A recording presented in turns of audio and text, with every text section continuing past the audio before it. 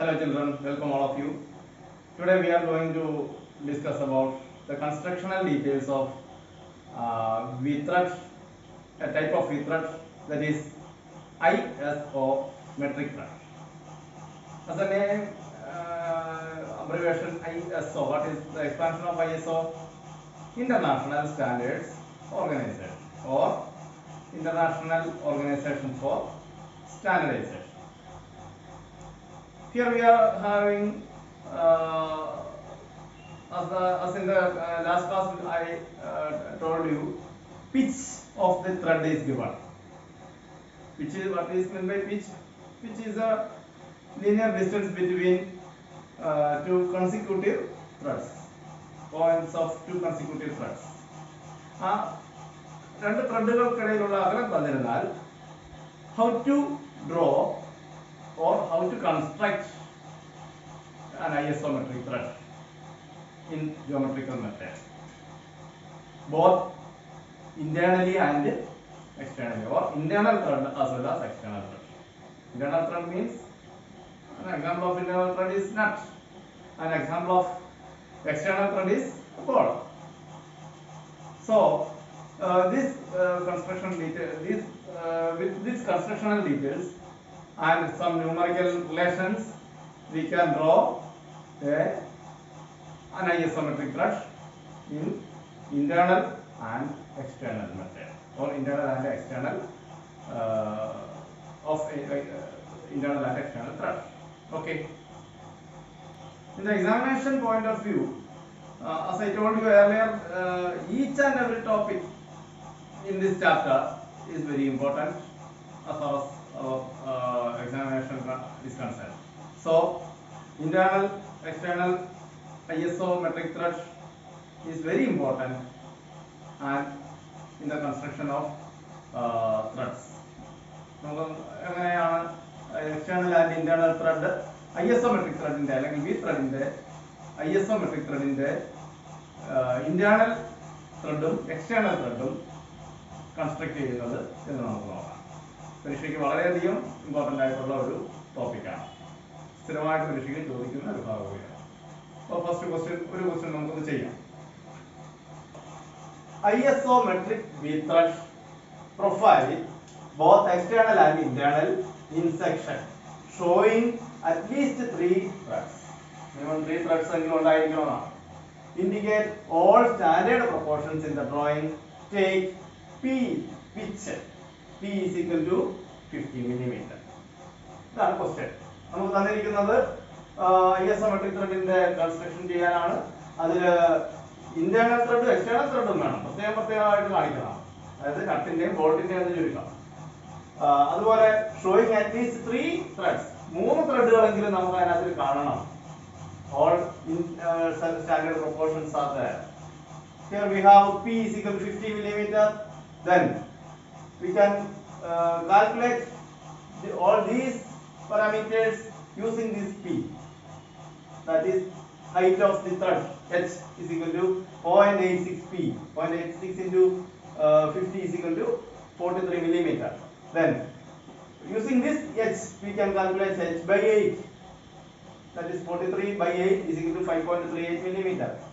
H by 4, that is 43 by 4 is equal to 10.75 millimeter. H by 6, 43 by 6 is equal to 7.16 millimeter. ഈ തന്നിരിക്കുന്ന relations അല്ലെങ്കിൽ numerical relations ഉപയോഗിച്ചുകൊണ്ട് വേണം നമ്മൾ ഇത് വരയ്ക്കാൻ. അതായത് നമുക്ക് തരുന്നത് ഏതായിരിക്കും? പിച്ച് മാത്രമായിരിക്കും. നമ്മൾ ഹൈറ്റ് കാൽക്കുലേറ്റ് ചെയ്യാനുള്ള ഇക്വേഷൻ നമുക്ക് അറിഞ്ഞിരിക്കണം, ബൈ ഹാർട്ട് ചെയ്തിരിക്കണം. അത് ഉപയോഗിച്ചിട്ട് വേണം H by 8ഉം H by 4ഉം H by 6ഉം കാൽക്കുലേറ്റ് ചെയ്ത് വെക്കാൻ. ഇനി ഇത് കൂടാതെ ഒരു കാര്യം കൂടി ഉണ്ട്. ഈ ത്രെഡിന്റെ ആംഗിൾ നമുക്കറിയാം. Angle of the thread is equal to 60 degree. ഇത് നമുക്കറിയാവുന്ന കാര്യമാണ്. ഓക്കെ, നമുക്ക് പറയാം. ആദ്യം നമ്മൾ ഈ തന്നിരിക്കുന്ന പിച്ച് ഉപയോഗിച്ച് നമുക്ക് മിനിമം 3 ത്രെഡ് എങ്കിലും വരയ്ക്കണമെന്ന് ക്വസ്റ്റ്യൻ ആദ്യം പറഞ്ഞിട്ടുണ്ട് അല്ലേ? Show at least 3 threads in the drawing. അപ്പൊ നമ്മൾ എന്ത് ചെയ്യണം? പിച്ചിന്റെ 3 times ലെങ്ത് എടുക്കണം. പിച്ചിന്റെ 3 times ലെങ്ത്, അതായത് നമുക്ക് വരയ്ക്കേണ്ടത് ഇന്റേണൽ ആൻഡ് എക്സ്റ്റേണൽ ത്രെഡ് ആണ്. അപ്പൊ പിച്ച് എന്ന് പറയുന്നത് നമുക്കറിയാം എത്രയാ? 50 ആണ്.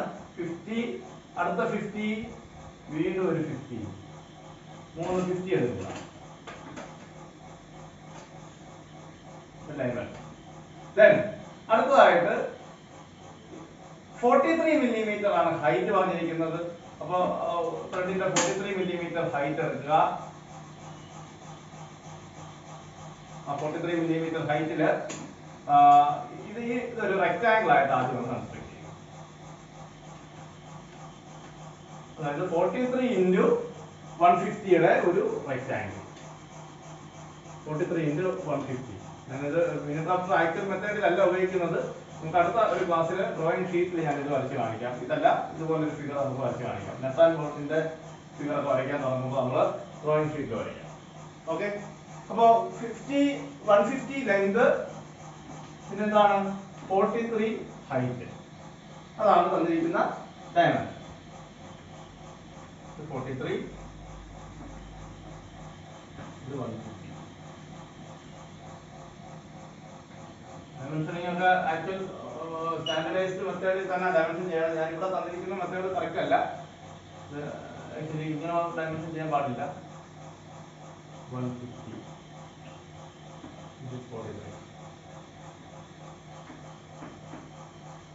Then ഓരോ 50 മില്ലിമീറ്റർ കഴിഞ്ഞിട്ട് നമ്മൾ ഒരു വെർട്ടിക്കൽ ആക്സിസ് വരയ്ക്കും.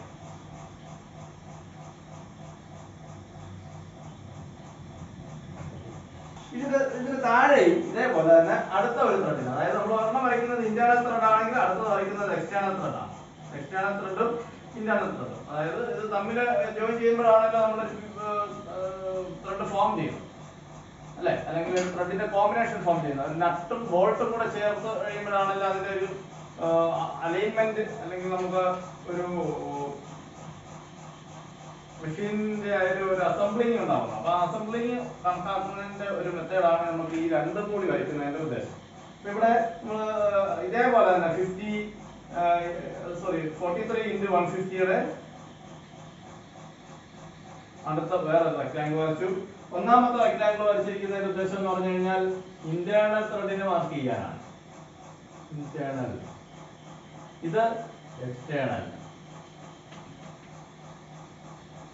ഒന്ന് ഇന്റേണൽ ത്രെഡിനും മറ്റേത് എക്സ്റ്റേണൽ ത്രെഡിനും മാർക്ക് ചെയ്യാനാണ്. ഇനി അടുത്തതായിട്ട് ഈ കാണുന്ന in between these two lines, each of these lines draw another bisecting line.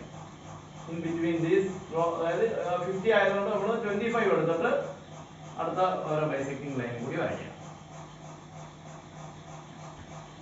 ആദ്യം 50 വീതമുള്ള ആക്സിസ് ആണ് വരച്ചത്. പിന്നെ ആ 50യെ ബൈസെക്ട് ചെയ്തുകൊണ്ട് വീണ്ടും ചെയിൻ ലൈൻ വരച്ചിട്ടിരിക്കുന്നു.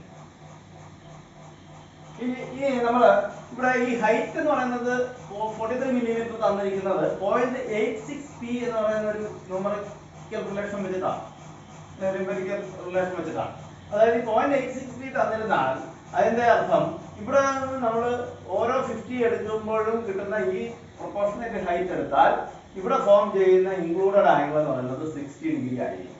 അപ്പൊ നമ്മൾ പ്രത്യേകിച്ച് 60 ഡിഗ്രി ആംഗിൾ നമ്മൾ മാർക്ക് ചെയ്യേണ്ട ആവശ്യമില്ല, അല്ലെങ്കിൽ പ്രൊട്രാക്ടറോ അല്ലെങ്കിൽ ഡ്രാഫ്റ്ററോ ഉപയോഗിച്ചിട്ട് മാർക്ക് ചെയ്യേണ്ട ആവശ്യമില്ല. ഇങ്ങനെ ഇത് തമ്മിൽ അങ്ങോട്ടും ഇങ്ങോട്ടും ജോയിൻ ചെയ്യുമ്പോൾ ഈ 0.86p ആയതുകൊണ്ട് ഇവിടെ ഫോം ചെയ്യുന്ന ആംഗിൾ എത്ര ഡിഗ്രി ആയിരിക്കും? ഇവിടെ ഫോം ചെയ്യുന്ന ഈ ആംഗിൾ എന്ന് പറയുന്നത് 60 ഡിഗ്രി ആയിരിക്കും. ഇവിടെ ഫോം ചെയ്യുന്ന അതേ ആംഗിൾ തന്നെ ആയിരിക്കും ഇവിടെ ഉണ്ടാവുക, 60 ഡിഗ്രി. അപ്പൊ ഇത് ഓരോന്നും 60 ഡിഗ്രി ആയിരിക്കും. നമുക്കറിയാം മെട്രിക് ത്രെഡിന്റെ ഇൻക്ലൂഡഡ് ആംഗിൾ 60 ഡിഗ്രി ആണ്. അപ്പൊ അത് മാർക്ക് ചെയ്തു. ഇവിടെ അതേപോലെ തന്നെ നിങ്ങളുടെ ഡ്രാഫ്റ്റ് ഉപയോഗിച്ച് വേണം വരയ്ക്കാൻ. ഡ്രാഫ്റ്റ് എനിക്കിവിടെ വലിയ ഉപയോഗമില്ലാത്തതുകൊണ്ട് ഞാൻ ഡ്രാഫ്റ്റ് ഉപയോഗിച്ചില്ലെന്ന് പറയുള്ളൂ. ഡ്രാഫ്റ്റ് ഉപയോഗിച്ചിട്ട് ഈ കാണുന്ന 60 ഡിഗ്രി തപ്പുന്നുണ്ട്. ഒരു സൈഡിലെ ആംഗിൾ സെറ്റ് ചെയ്ത് വെച്ച് കഴിഞ്ഞാൽ നമുക്ക് അതേ ഡയറക്ഷനിലുള്ള എല്ലാം ഒരേപോലെ വരയ്ക്കാം. അതാണ് ഈ ഡ്രാഫ്റ്റിന്റെ ഒരു ഉപയോഗം എന്ന് പറയുന്നതാണ്. ഒരുപോലുള്ള സൈഡിലുള്ള ലൈൻസ് ഒക്കെ ഒന്നിച്ച് വരയ്ക്കാം. തിരിച്ചിപ്പുറത്തോട്ടും അതേപോലെ തന്നെ സെറ്റ് ചെയ്ത് വെക്കുക. ഞാനിത് കറക്റ്റ് ഡയമെൻഷനിലല്ല വരയ്ക്കുന്നതെന്ന് അറിയാമല്ലോ, നിങ്ങളെ മനസ്സിലാക്കാൻ വേണ്ടി മാത്രമാണ്. നിങ്ങൾ വരയ്ക്കുമ്പോൾ കറക്റ്റ് ഡയമെൻഷൻ എടുത്ത് വരയ്ക്കണം.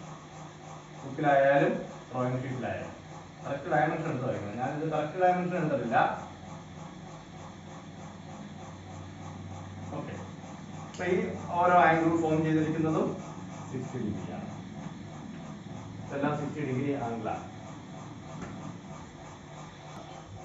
നെക്സ്റ്റ് നമ്മൾ ചെയ്യാൻ പോകുന്നത് ഇവിടെ h/8 എന്ന് പറയുന്ന ഒരു ഡയമെൻഷൻ കൊടുത്തിട്ടുണ്ട്. അതായത് നമ്മൾ കാൽക്കുലേറ്റ് ചെയ്ത് വെച്ചിരിക്കുന്നത് 43/8 = 5.3 മില്ലിമീറ്റർ.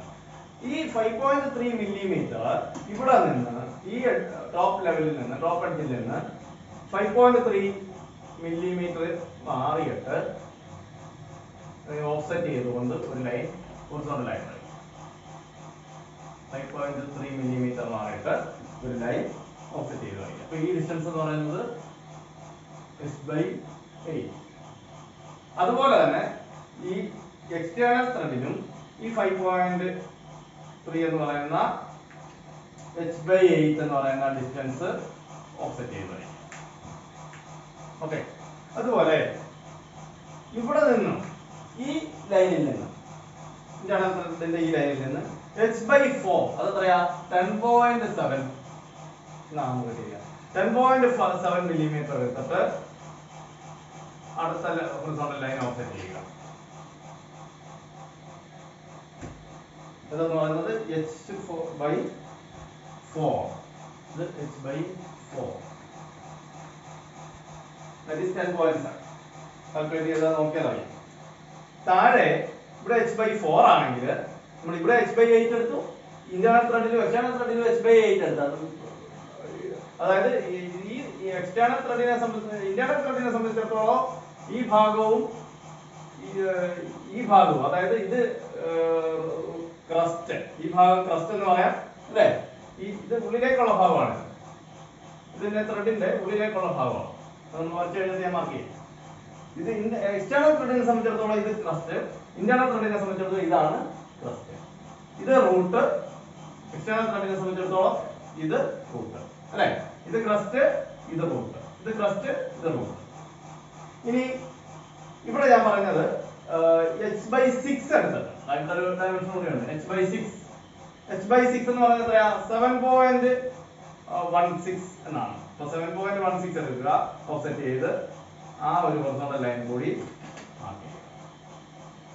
അപ്പൊ ഇത് ഏകദേശം കൺസ്ട്രക്ഷൻ ലൈൻസ് എല്ലാം ഏകദേശം പൂർത്തിയായി. ഇനി നെക്സ്റ്റ് സ്റ്റെപ്പ് ഈസ് ഇവിടെ നമുക്ക് ഒരു പോയിന്റിന് L എന്ന് പേര് കൊടുത്താൽ ഈ കാണുന്ന ലൈൻ, അതായത് KLM എന്ന് പേര് കൊടുത്തിരിക്കും. ഈ L എന്ന് പറയുന്ന പോയിന്റിൽ നിന്ന് പെർപെൻഡിക്കുലർ ആയിട്ടൊരു ലൈൻ വരയ്ക്കും. അതായത് അങ്ങനെ വരയ്ക്കുന്നത് ഈ KLM എന്ന് പറയുന്ന ഈ ലൈനിന് നേരെ കൊണ്ടുവന്ന് സ്കെയിൽ സെറ്റ് ചെയ്യുക.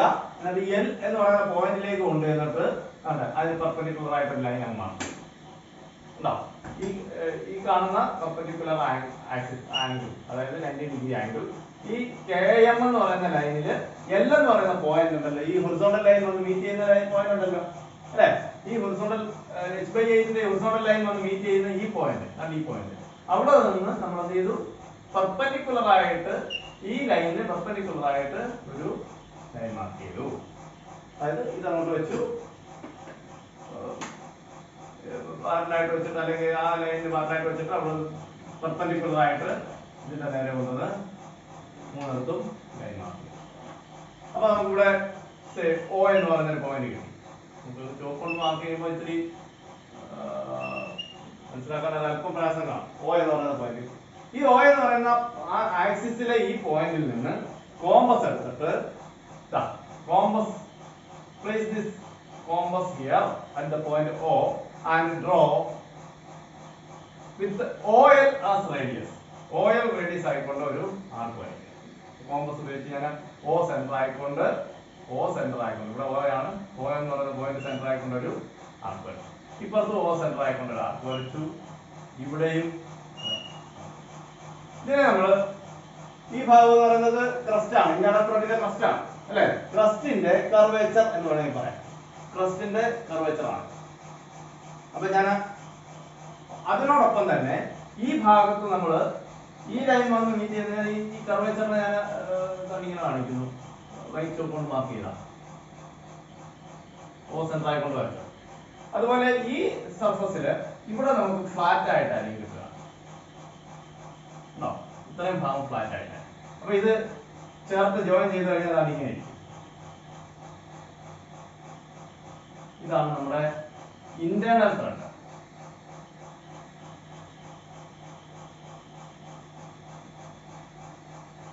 ഇന്റേണൽ ത്രെഡ് ഈ വൈറ്റ് ചോക്കിൽ കാണുന്ന അത്രയായിരിക്കും ഇന്റേണൽ ത്രെഡ്.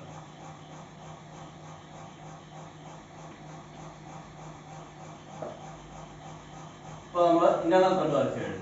ഇനി അടുത്ത എക്സ്റ്റേണൽ ത്രെഡിന്റെ കൺസ്ട്രക്ഷനിലേക്ക് വരാം. ഈ ഇന്റേണൽ ത്രെഡിന്റെ ഈ ഭാഗം റൂട്ട് ആണെങ്കിൽ എക്സ്റ്റേണൽ ത്രെഡിന്റെ അതിനോട് ചേർന്ന് വരുന്ന ഈ ഭാഗവും റൂട്ടായിരിക്കും. ഇന്റേണൽ ത്രെഡിന്റെ ഈ ഭാഗമാണ് ക്രസ്റ്റ് എങ്കിൽ എക്സ്റ്റേണൽ ത്രെഡിന്റെ ഈ ഭാഗമാണല്ലോ ക്രസ്റ്റ്. അപ്പൊ ആ ക്രസ്റ്റ് വരുന്ന ഭാഗം എല്ലാം ഫ്ലാറ്റ് സർഫസ് ആയി. ഇവിടെ നമ്മൾ ഫ്ലാറ്റ് സർഫസ് റൂട്ടിനകത്ത് വരച്ചതിന് പകരം ഇവിടെ എക്സ്റ്റേണൽ ത്രെഡിന്റെ ഈ ടോപ്പ് പോർഷൻ ഫ്ലാറ്റ് സർഫസ് ആയിരിക്കും. ഇവിടെ എല്ലാം ഫ്ലാറ്റ് ആയിരിക്കും. ഇനി കർവ് വരുന്ന എവിടെയാ? ഇത് വന്ന് ഇറങ്ങുന്ന ഈ ഭാഗത്ത് കർവേച്ചർ ആയിരിക്കും. അതായത് എക്സ്റ്റേണൽ ത്രെഡിന്റെ റൂട്ട് ആയിരിക്കും കർവേച്ചർ ആകുക. റൂട്ട് കർവേച്ചർ വരയ്ക്കുന്നതിന് ഒരു മെത്തേഡ് ഉണ്ട്. അത് നമുക്ക് എങ്ങനെയാണ് ഹൗ ടു ഇത് മാർക്ക് ചെയ്തതുപോലെ നമുക്ക് മാർക്ക് ചെയ്യാനൊക്കെ ഇല്ല. വേറൊരു മെത്തേഡാണ് അതിന് വേണ്ടിയിട്ട് റൂട്ട് കർവേച്ചർ വരയ്ക്കുന്നതിന് എക്സ്റ്റേണൽ ത്രെഡിന്റെ റൂട്ട് കർവേച്ചർ വരയ്ക്കുന്നതിനുള്ള മെത്തേഡ് എന്ന് പറയുന്നത്. ഇവിടെ ഞാൻ h/6ന്റെ ഒരു ലൈൻ ഇങ്ങനെ മാർക്ക് ചെയ്തിട്ടുണ്ടല്ലോ അല്ലെ. h/6ന്റെ ഒരു ലൈനും ഈ ത്രെഡ് പ്രൊഫൈലിന്റെ ഫ്ലാങ്ക് വന്നിറങ്ങുന്ന ഈ പോർഷനും കൂടി ഇവിടെ ഒരു ആംഗിൾ ഫോം ചെയ്യും. അതായത് ഈ h/6 എന്ന് പറയുന്ന ഈ ലൈൻ വന്ന് മീറ്റ് ചെയ്യുന്ന പോയിന്റും ഈ 60 ഡിഗ്രിയുടെ ഫ്ലാങ്ക് ആംഗിൾ, അതായത് ക്രസ്റ്റ് വരുന്ന ഫ്ലാങ്ക് ആംഗിൾ വരുന്ന ആ പോർഷനും കൂടെ ചേർന്ന് അവിടെ ഒരു ആംഗിൾ ഫോം ചെയ്യും. ഈ ആംഗിളിനെ ബൈസെക്ട് ചെയ്യണം. ബൈസെക്ട് ചെയ്യുമ്പോൾ എങ്ങനെ ബൈസെക്ട് ചെയ്യും? പോയിന്റ് നമുക്ക് ഇതിന് പേര് കൊടുക്കാം KLM. 3 points. With this center L, draw an arc. അല്ലെ? ബൈസെക്ട് ചെയ്യാൻ നിങ്ങൾക്ക് അറിയാം. അതുപോലെ ഈ അതേ സെന്റർ വെച്ചുകൊണ്ട് K സെന്റർ ആയിക്കൊണ്ട് ഇവിടെ ഒരു ആർക്ക്, ഈ ഇപ്പുറത്തെ സൈഡിലും അതേപോലെ തന്നെ ആർക്ക്. ഈ ആർക്ക് എല്ലിൽ കൂടെ കട്ട് ചെയ്യുന്ന ലൈൻ അല്ലെ, മീറ്റ് ചെയ്യുന്ന പോയിന്റ് ഇതാ ഇവിടെ ഒരു പോയിന്റ് ഉണ്ട് O. KLM എന്ന് പറയുന്ന ഈ ലൈനിനെ ബൈസെക്ട് ചെയ്യുന്നു. KLM എന്ന് പറയുന്ന ഈ ആംഗിളിനെ ബൈസെക്ട് ചെയ്യുന്നു. ബൈസെക്ട് ചെയ്തപ്പോ കിട്ടിയിരിക്കുന്ന ഈ ലൈൻ മീറ്റ് ചെയ്യുന്ന പോയിന്റ് എടുത്തു. ആ പോയിന്റ് സെന്റർ ആയിക്കൊണ്ട് draw root curvature. Root curvature ഇത് വെച്ചിട്ട് ഞാൻ ചോക്ക് വെച്ച് വരയ്ക്കുകയാണ്. ഈ ഡയമെൻഷനില് റൂട്ടിന്റെ കർവേച്ചർ വരയ്ക്കും. ഇതേപോലെ തന്നെ ഈ ഡിസ്റ്റൻസ് ഇപ്പുറത്തോട്ട് മാർക്ക് ചെയ്താൽ മതി. ഇവിടെ ഇതേപോലെ തന്നെ ഓരോന്നിനും ആംഗിൾ വരയ്ക്കേണ്ട ആവശ്യമില്ല. ഇവിടെ അതേപോലെ തന്നെ ഈ ഡിസ്റ്റൻസ് എടുത്തിട്ട് ഇവിടെ മാർക്ക് ചെയ്താൽ മതി. അപ്പൊ നമുക്ക് ഈ ഭാഗത്തെ കോമ്പസ് വെച്ചിട്ട് ഇവിടെ ഒരു റൂട്ട് കർവേച്ചർ കിട്ടും, ഇവിടെയും റൂട്ട് കർവേച്ചർ. ഇനി ഇതെല്ലാം കൂടെ സ്ട്രൈറ്റ് ഡാർക്കൺ ചെയ്ത് നമുക്ക് നെയിം ഡാർക്ക് ചെയ്താൽ ഇവിടെ ആ റൂട്ട് കർവേച്ചർ ആണ്. ഇപ്പുറത്ത് ഇതിലേക്ക് വരുന്നു, ഇവിടെ ഇതിലേക്ക് വരുന്നു. Flank of the metric thread join ചെയ്താൽ ഇതെല്ലാം കൂടി ജോയിൻ ചെയ്ത് കഴിഞ്ഞാൽ ഇവിടെ നമുക്ക് ഇവിടെ നിന്ന് താഴേക്കാണ്. കാരണം ഇത് എക്സ്റ്റേണൽ ത്രെഡ് ആയതുകൊണ്ടാണ് താഴെ. എക്സ്റ്റേണൽ ത്രെഡിന്റെ ഇത് ഏത് ഭാഗമാണ്? ഇത് എക്സ്റ്റേണൽ ത്രെഡിന്റെ ക്രസ്റ്റ് ആണ്. എക്സ്റ്റേണൽ ത്രെഡ് എന്ന് പറയുമ്പോൾ അറിയാമല്ലോ, അതിന്റെ ക്രസ്റ്റ് പോർഷൻ ആണ്. ഇന്റേണൽ ത്രെഡിന്റെ ക്രസ്റ്റ് പോർഷൻ ഇതാണ്. അപ്പൊ ഫ്ലാറ്റ് സർഫസ് ഈ കർവേച്ചർ പോർഷൻ ആയിട്ട് ഇത് ക്രസ്റ്റ്. എക്സ്റ്റേണൽ ത്രെഡിന്റെ റൂട്ട് എന്ന് പറയുന്നത് ഈ ഫ്ലാറ്റ് സർഫസ് ആണ്. ഇത് റൂട്ട്, സോറി തിരിഞ്ഞു പോയി. റൂട്ട് ഇതല്ല, റൂട്ട് ഇത് ക്രസ്റ്റ് ആണ്. റൂട്ട് എക്സ്റ്റേണൽ ത്രെഡിന്റെ റൂട്ട് ഇതാണ്. അതുകൊണ്ടാണല്ലോ നമ്മളിവിടെ റൂട്ട് കർവേച്ചർ വരച്ചിരിക്കുന്നത്. അപ്പൊ ഇത് ഇത്രയും കൂടി മാർക്ക് ചെയ്തതിന് ശേഷം നമ്മൾ ഹാച്ച് ചെയ്താൽ കിട്ടുന്നതായിരിക്കും. ഈ ഭാഗം 45 ഡിഗ്രി ആംഗിളില് ഡോക്ടറിന്റെ സ്കെയിലിനെ 45 ഡിഗ്രി ആംഗിൾ സെറ്റ് ചെയ്യുക. കൺസ്ട്രക്ഷൻ ലൈൻസ് ഒക്കെ തിൻ ലൈൻ ആയിട്ട് വരയ്ക്കുക. നമുക്ക് വേണ്ടത് എന്താണോ അത് മാത്രം തിക്ക് ലൈൻ ആയിട്ട് വരയ്ക്കുക. ഞാനിതെല്ലാം തൽക്കാലം എളുപ്പം വരച്ചെടുക്കാൻ വേണ്ടിയിട്ട് ഡോക്ടർ ഉപയോഗിക്കുന്നില്ല. ഇപ്പത്തും അതേപോലെ തന്നെ ഡോക്ടർ സ്കെയിൽ ജസ്റ്റ് ഒന്ന് കാണിക്കുന്നതേ ഉള്ളൂ. ബാക്കി ഞാൻ വരച്ച് മാത്രം കാണിക്കാം. നിങ്ങൾ വരയ്ക്കുമ്പോൾ ഡോക്ടർ ഉപയോഗിച്ച് വരയ്ക്കുമ്പോൾ ഡോക്ടറിന്റെ സ്കെയിൽ 45 ഡിഗ്രി ആംഗിൾ സെറ്റ് ചെയ്തിട്ട് വേണം വരയ്ക്കാൻ. Okay, so 3 threads are there, right? All all the standard proportions are here. വരയ്ക്കാനുള്ള 43